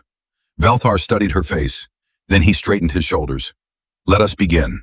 The delegations entered the dome and took seats across from each other. A long table separated them. The council on one side, the collective on the other. 20 beings who had been enemies for 3 cycles now sitting meters apart. The tension was thick enough to cut with a knife. Chen stood at the head of the table. Ambassador Telshan stood beside her. The 2 of them were the only ones standing. Thank you all for coming, Chen began. I know this was not easy for any of you, but you are here. That is what matters. Let us establish ground rules, Mordeth said. We will not... No, Chen interrupted gently. No rules except one. Everyone speaks honestly. No posturing, no diplomatic language. Just truth, even if it is uncomfortable. The Dravian representative who had accompanied Mordeth spoke up. Captain, with respect, diplomacy requires careful language. We cannot just... Yes, you can, Chen said firmly. Careful language is what got you into this war. Everyone was so careful, so diplomatic, so focused on not offending each other that no one actually communicated. That ends today. Today you say what you really think. You listen to what others really think, and you deal with reality instead of carefully crafted statements. This is irregular, someone from the Zelthrain side muttered. Good, Chen said. Regular approaches failed. Time to try something irregular. She sat down. Telshan remained standing. The Quillian ambassador looked at both delegations. I will start, Telshan said, because I am the only one here who does not have to protect my pride. I am not a leader. I am just someone who cares about ending this war. She paused. The council failed the Zelthrain. We did not listen when they said they felt ignored. We did not take their concerns seriously. We treated them like children who would eventually understand. And when they left, we were relieved. It was easier to let them go than to fix the problem. Silence. No one expected such honesty from a council representative. But, Telshon continued, the collective also failed. They left without really trying to change things. They assumed the council would never listen. They built resentment instead of building bridges. And when small conflicts started, they chose war instead of negotiation. We tried negotiation, one of the Zelthrane delegates said. The council refused. The council offered terms, Mordeth countered. You rejected them. Terms? They were demands, Velthar said. Return to the council. Accept limited autonomy. Follow rules we had no part in making. How is that negotiation? You wanted complete independence while still having access to council resources, the Dravian representative shot back. You wanted all the benefits with none of the responsibilities. We wanted respect. The volume was rising. Chen stood up. Stop, she said, not loudly, but with authority. This is exactly what does not work. Both of you are right, and both of you are wrong. And you are both so focused on being right that you cannot see the solution. And what solution do you see, human? Velthar asked. Chen walked around the table slowly. I see two groups who want the same thing but are afraid to admit it. The council wants stability. The collective wants autonomy. Those things are not mutually exclusive, but you have both convinced yourselves that they are. How can we have both? Asked a Zelthrane delegate, a female administrator. Either we are part of the council with rules we must follow, or we are independent with no support. There is no middle ground. Why not? Chen asked. Who says there are only two options? Your galaxy has existed for thousands of cycles. Has no one ever figured out how to create a structure that allows both membership and autonomy? The council has autonomous zones, Professor Kilren said. He had come with Mordeth's delegation. Species that remain independent but cooperate with council initiatives. That is not the same, Velthar said. Those zones are minor. They have no real power. Because they choose not to, Kilren countered. But the framework exists. It could be expanded, modified, made into something more substantial. The council would never agree to that, the Dravian said. It would undermine our authority. Your authority is already undermined, Chen said bluntly. You are fighting a war you cannot win. That does more damage to your authority than any negotiation could. Mordeth raised her hand. Perhaps we should hear what the collective actually wants. Not demands, not ultimatums. Just what would make them stop fighting. Velthar looked at his delegation. A silent conversation passed between them. Then he spoke. We want a voice in council decisions that affect us. We want our systems to be truly autonomous. We want the ability to make treaties and trade agreements without council approval. And we want acknowledgement that we are equals, not subjects. That is essentially independence, the Dravian said. No, said the Zelthrane administrator. It is partnership. Independence means we have nothing to do with the council. This means we are part of the council, but as equals, not subordinates. The council does not have subordinates, Mordeth said stiffly. All member species are equal. Then why do founding species have more votes? Velthar asked. Why do older species get priority in disputes? Why are younger species expected to follow traditions they had no part in creating? Mordeth was silent. She had no good answer. Chen spoke up. High Chancellor, can I ask you something honestly? Do you believe all species in the council are truly equal? Mordeth looked at Chen. For a long moment, she said nothing. Then quietly she spoke. No, I do not. The founding species built the council. We created its structures, its rules, its traditions. And yes, we expect others to respect what we built. Not because we are superior, but because we were first. Because we earned certain privileges through our work and our sacrifices. And how do younger species earn those same privileges? Chen asked. By proving themselves, by contributing, by waiting their turn. How long? Velthar asked. How many cycles must we wait? How much must we contribute? When do we stop being judged and start being trusted? Mordeth had no answer. This is the problem, Chen said. The council says everyone is equal, but treats species differently based on age. The collective wants equality, but demands it immediately without earning trust. Both positions are understandable. Both are also unsustainable. Then what do you suggest? Mordeth asked. Chen looked at both delegations. I suggest you stop thinking about who deserves what and start thinking about what actually works.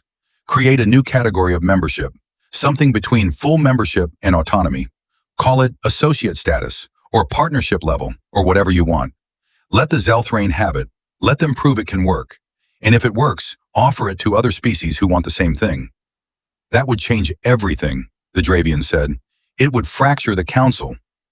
Or it would strengthen it, Telshan said, by giving species options, by acknowledging that one size does not fit all, by being flexible instead of rigid. And what guarantees do we have that the Zelthrain would not use this status to prepare for future conflicts? Asked another council delegate. Velthar stood up. You have no guarantees, just as we have no guarantees that the council will not try to control us through trade restrictions or political pressure. But we are here because we are willing to try, to risk trust, to believe that maybe, just maybe, there is a better way than war. He looked at Mordeth. High Chancellor, I have fought for 3 cycles. I have lost friends. I have sent young soldiers to die. And for what? We have gained nothing. The Council has lost much. This war has no winners, only victims. Then why did you start it? The Dravian demanded. We did not start it, Velthar said. It started when the Council refused to listen, when we felt we had no choice. But I am here now because that human captain convinced me that we always have a choice, that war is a choice, not a destiny. Chen felt every eye turn to her. She had not expected to become part of the discussion, but here she was. Supreme Commander Velthar is right, she said. War is a choice. Peace is also a choice. Both require courage. Both require sacrifice. But only one builds something. Only one creates a future worth having. Mordeth stood up slowly. Her 400 cycles of life showed in every movement, but her voice was strong. The Council is willing to consider a new membership structure, she said, one that grants more autonomy while maintaining cooperation. But we need details, specifics, not just promises. We can provide details, the Zelthrain administrator said eagerly. We have proposals, plans. We just need someone to listen. Then we will listen, Professor Kilren said, and you will listen to our concerns, and together we will find something that works. The meeting continued for 6 hours. They argued, they compromised, they got angry and then calmed down. They disagreed and then found common ground. By the end, they had an outline, not a complete agreement, but a framework, a path forward. The Zelthrain Collective would become the first associate member of the Galactic Council. They would have autonomy in their own systems, but would cooperate with council initiatives they chose to support. They would have full voting rights on issues that affected them. They would contribute to council defense, but not be required to support wars they disagreed with. It was not perfect. Both sides had to give up things they wanted, but it was something neither side had before. Hope. As the delegations prepared to leave, Mordeth approached Chen. You did well, Captain. Better than I expected. I just made people talk. They did the hard part. No, you gave them permission to be honest. That is harder than it sounds. Mordeth paused. What will you do now? Return to our mission, explore, learn, report back to Earth about what we found here. And what will you tell them? Chen smiled. That the galaxy is complicated, that peace is possible, but not easy, and that sometimes the best thing you can do is force people to sit down and actually listen to each other. Velthar also approached. He extended his hand in the human gesture Chen had taught him. Thank you, Captain. You gave us something I did not think was possible. What is that? An alternative to dying for our pride. They shook hands. Then both delegations left. The dome was dismantled. Within hours, it was as if the meeting had never happened. But it had happened, and nothing would be the same.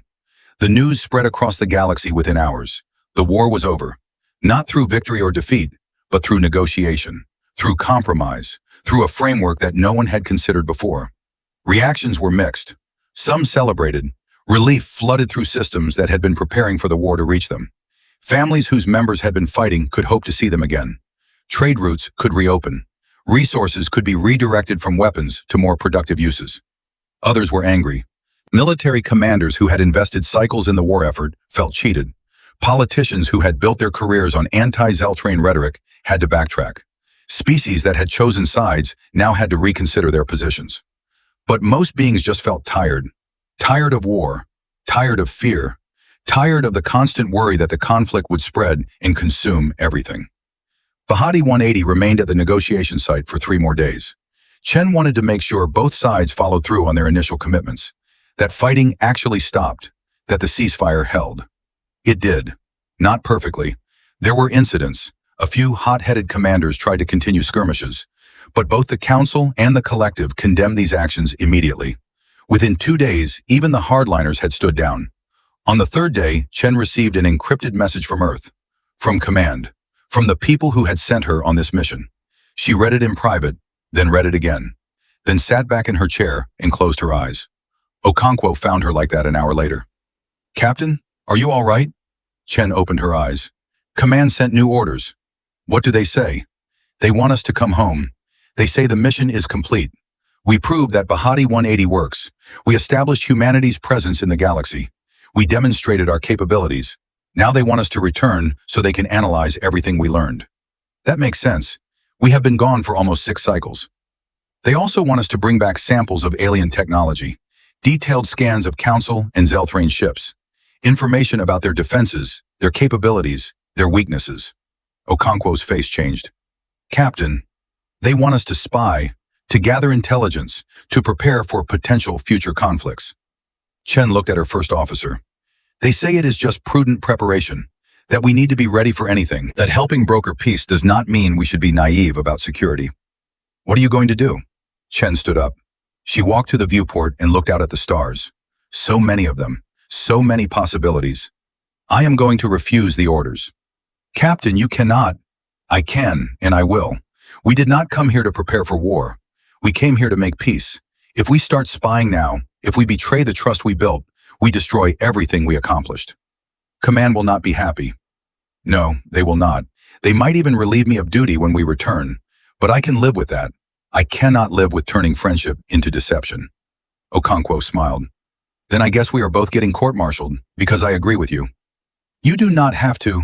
Yes, I do. You are right. This mission was never about gathering intelligence for future wars. It was about showing the galaxy who humanity is, who we choose to be. And that means being trustworthy, even when it is difficult. Chen looked at her crew. One by one, they had gathered in the doorway. They had heard the conversation. We all agree, Rodriguez said. We refuse the orders too. You understand what this might cost you? Chen asked. Your careers? Your reputations? We understand, Thompson said. We also understand that some things are more important than careers. We came here to be explorers, Kim added, not spies. Chen felt emotion tighten her throat. Her crew, her people, standing with her even when it meant defying command. Thank you, she said quietly. All of you. She composed a response to Earth. It was brief and clear. We respectfully decline the intelligence-gathering orders. Our mission was to explore and make contact. We have done that. We will not compromise the trust we have built by conducting espionage. We will return home as ordered, but we will not bring back intelligence on Council or Zelthrane capabilities. Captain Chen, Bhatti 180. She sent it. Then she turned to her crew. All right, let us finish what we started. We have 4 more systems to visit before we head home. Let us make sure we do it right. They prepared to leave the negotiation site, but before they could depart, another ship approached. It was small, a personal transport, and it carried Ambassador Telshan. She docked with Bhatti 180 and came aboard. She looked excited. Her voice stalks were waving rapidly. Captain Chen, I am glad I caught you before you left. Ambassador, is something wrong? Wrong? No, something is right, very right. The Council voted this morning. They approved the new associate member status. The Zelthrane Collective will formally become the first associate member in 1 cycle. And Captain, they want to name the agreement after you. What? No, that is not necessary. They insist, the Chen Protocol. That is what they are calling it. The framework for species that want autonomy while remaining connected to the Council. Chen felt overwhelmed. I just helped them talk. They did all the real work. You did more than help us talk. You gave us courage. You showed us that change is possible, that we do not have to accept the way things have always been. Telshan's voice stalk settled into a gentle wave. Captain, I have lived for 140 cycles. I have seen many things, but I have never seen anyone accomplish what you accomplished in a few days. You ended a war that we thought would last for generations. The war ended because both sides chose peace. I just gave them a push. Sometimes a push is all that is needed. Telshan pulled out a small device. The Council also sent this. It is an official designation. Bhatti 180 is now recognized as a friend of the Council. You have access to all Council space. You can dock at any station. You can call for assistance if needed. It is the highest honor we can give to a non-member species. Chen took the device. It was warm in her hand, a simple piece of technology that represented trust, real trust. Thank you, Ambassador. This means more than you know. Where will you go now? We have a few more systems to explore. Then home. Earth wants us back. Will you return to Council Space? Chen smiled. I think so, someday. Humanity has a lot to learn about the galaxy, and I suspect the galaxy has things to learn about humanity. That is true. We certainly learned that humans are stubborn and brave and impossible to intimidate. We prefer determined, Telshawn laughed. It was a musical sound. Whatever word you use, it suits you. She paused. There is one more thing. The Zelthrain also sent a message. Supreme Commander Velthar wants you to know that 3 of his officers who tried to continue fighting have been disciplined. The collective is committed to the peace agreement. They will not break faith. That is good to hear. He also said to tell you that Bhatti must stand for something very powerful, because it changed an entire galaxy. Chen thought about that, about what Bhatti really stood for, about the secret that only she and a few others knew. It stands for hope, she said finally. That is all. Just hope that we could make a difference. Telshawn departed. Bhatti 180 set course for the next system on their exploration route. But as they traveled, Chen noticed something changing. Ships they passed would send greetings. Stations they approached would offer assistance. Word had spread about the human ship that ended the war. Some beings were grateful. Others were curious. A few were still suspicious. But no one was dismissive. No one treated humanity like they were insignificant. They visited a mining colony in the Vraxi system. The workers there threw a celebration when they heard who was visiting. They wanted to thank the humans for stopping the war that would have eventually reached their world. They stopped at a science station in Pelorian space. The researchers wanted to ask questions about Earth, about human culture, about how humanity had developed their technology so quickly. They traded with a merchant fleet in neutral space. The traders offered special prices, said they wanted to be friends with the species that valued peace over profit. Everywhere they went, the reception was the same. Respect, interest, welcome. This is strange, Kim said one evening. A few cycles ago, everyone was suspicious of us. Now, they treat us like heroes. People like stories with happy endings, Rodriguez said. We gave them one. Do you think it will last? Dr. Adeyemi asked. Or will they forget once we leave? Chen considered the question. Some will forget, but some will remember. And that is enough. We changed how the galaxy thinks about humanity. We showed that we are not just powerful, we are principled. That combination is rare. Command will not like that we refuse their orders, Okonkwo said. No, but Earth's civilian leadership will understand, and they are the ones who really matter. The military serves Earth, not the other way around. I hope you are right. So do I. They completed their exploration route. 4 more systems, dozens of new contacts, hundreds of scans and reports and observations. The mission that was supposed to be about gathering data had become something more. It had become about building relationships. Finally, it was time to go home. They set course for Earth. The journey would take several cycles, even at maximum speed. As they traveled, Chen spent time compiling her final report. Everything they had learned, everything they had done, every decision they had made and why. She was honest about refusing Command's intelligence orders. She explained her reasoning. She accepted responsibility for the decision. If there were consequences, she would face them. But she also wrote about what they had accomplished. A war ended. A new framework created. Humanity established as a species that valued peace and cooperation. These things were worth more than any intelligence data.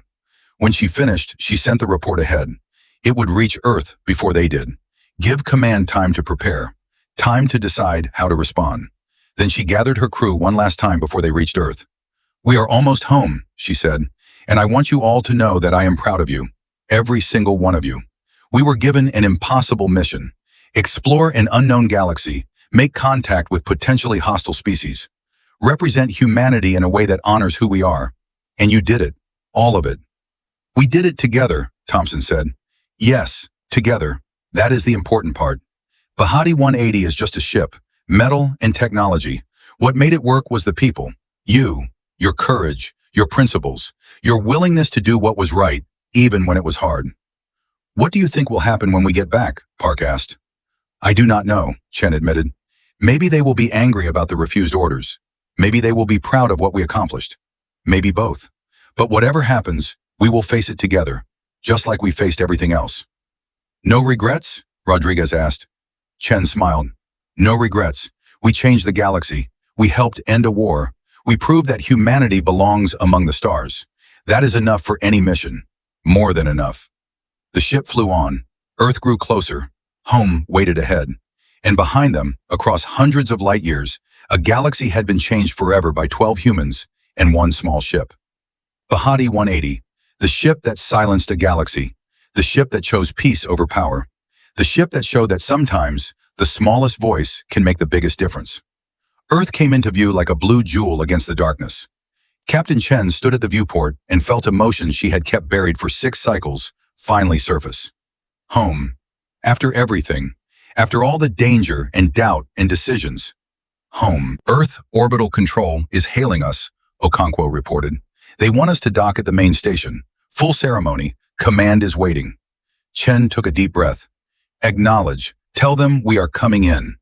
The approach was slow and careful. Bhatti 180 had left Earth as an experiment.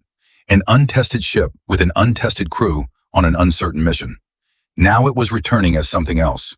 A legend. A symbol. The ship that changed everything. The orbital station had been decorated. Banners hung in the docking bay. Representatives from every Earth government waited. Military brass, civilian leaders, scientists, journalists, hundreds of people. This is more than I expected, Kim said nervously. We ended a galactic war, Thompson pointed out.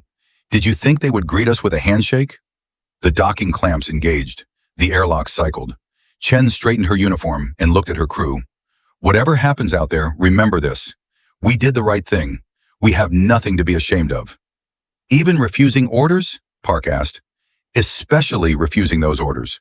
We showed that humanity can be trusted, that we keep our word even when it costs us. That is worth more than any intelligence data.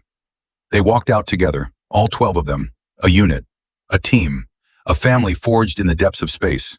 The crowd erupted in applause, not just polite clapping, real, genuine celebration. Chen was overwhelmed. She had expected anger from command, disappointment, possibly even arrest. Instead, they were being welcomed as heroes. Admiral Williams approached. She was the head of Earth's Space Command, the one who had signed their orders, the one Chen had defied. Chen saluted. Admiral, we have returned as ordered. Williams studied Chen's face. For a long moment, no one spoke. The crowd fell silent. Then Williams smiled. Captain Chen, welcome home. You and your crew have made Earth proud. Admiral, about the orders I refused. We will discuss that later, in private.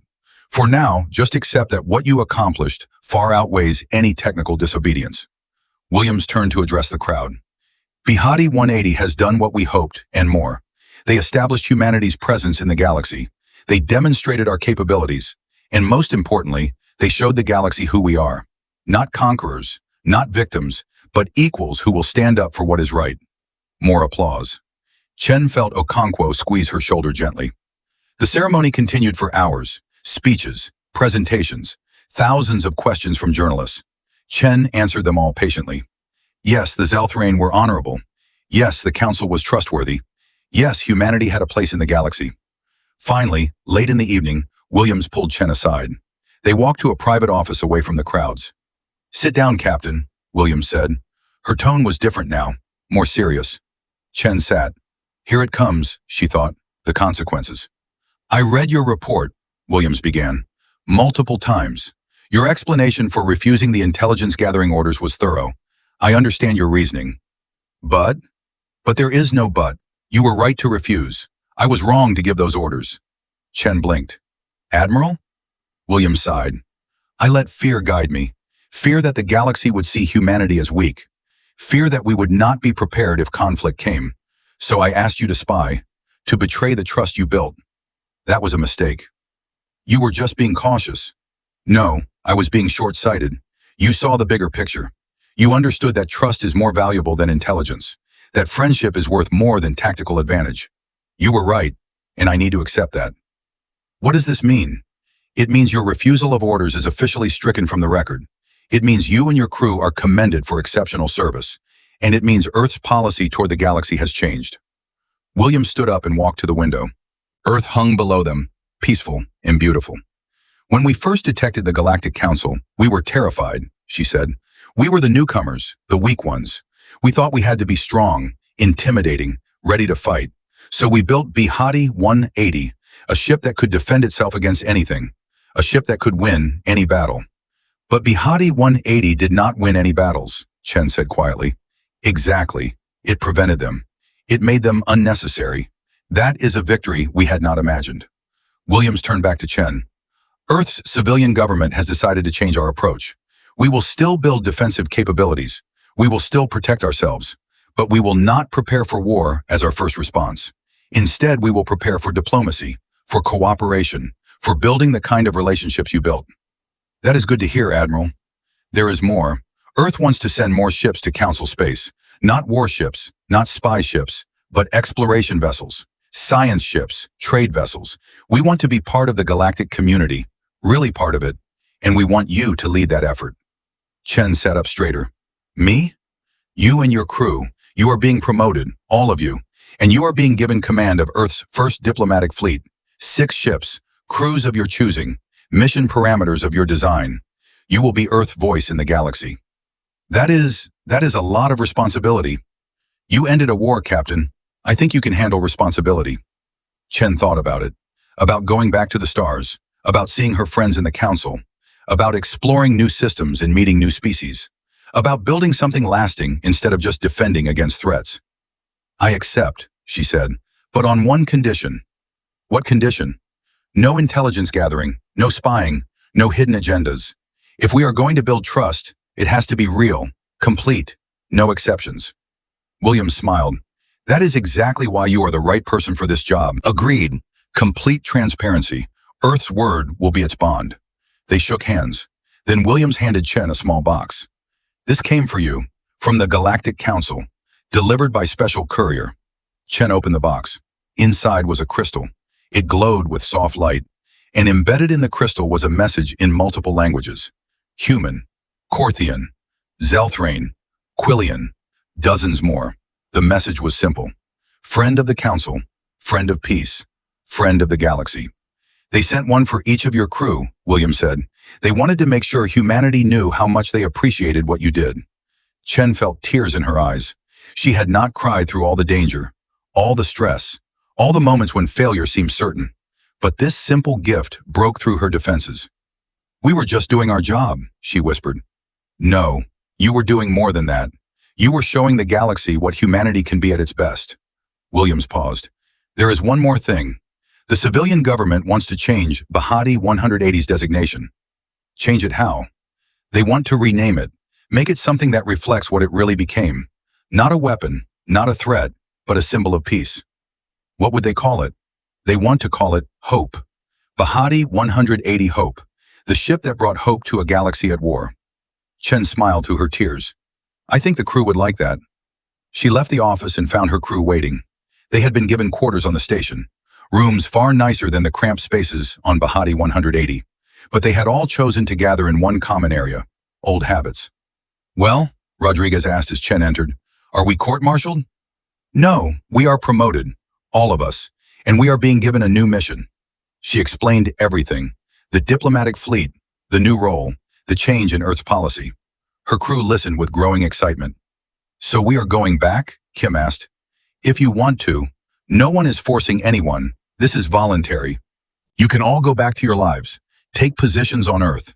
Retire with full honors. Whatever you want. Are you going back? Okonkwo asked. Yes, I am. I want to see this through. I want to help build a relationship between humanity and the galaxy, but I will not ask any of you to come with me. You have already given more than anyone should ask. Thompson stood up. I am in. I did not come this far to quit now. Me too, Rodriguez said. One by one, they all agreed, the entire crew. They would go back together, finish what they started. Thank you, Chen said. Her voice was thick with emotion. All of you, for everything. So when do we leave? Park asked. Not for a few cycles. We need to train new crews for the other ships, get everything organized, spend time with our families, rest. Rest sounds good, Dr. Ediemi said. I could use a few months of not wondering if we are about to start a galactic war. They laughed. Real laughter. the kind that comes from relief and joy and the knowledge that you survived something impossible. Over the following cycles, preparations were made.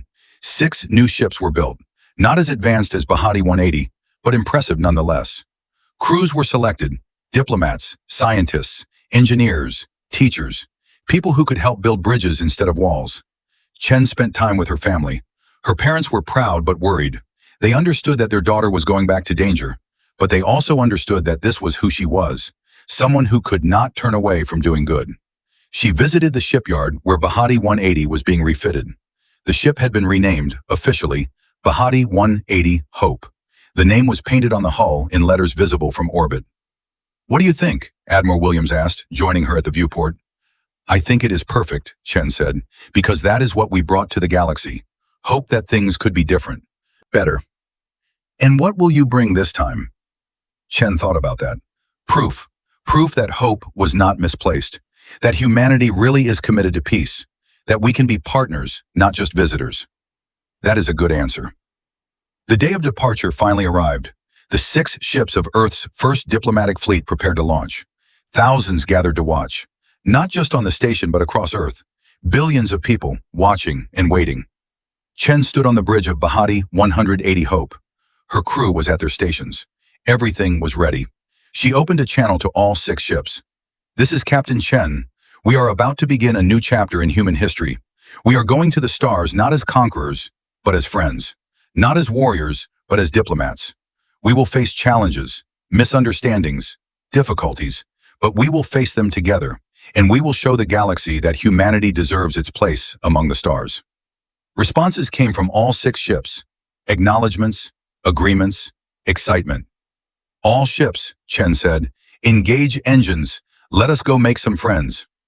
The fleet launched. 6 ships rising from Earth orbit, accelerating toward the stars, toward the unknown, toward the future. As they left Earth system behind, Chen received a message. It was from Ambassador Telshan. "Captain Chen, the Council eagerly awaits your return. We have prepared space for Earth's embassy. We have opened trade negotiations.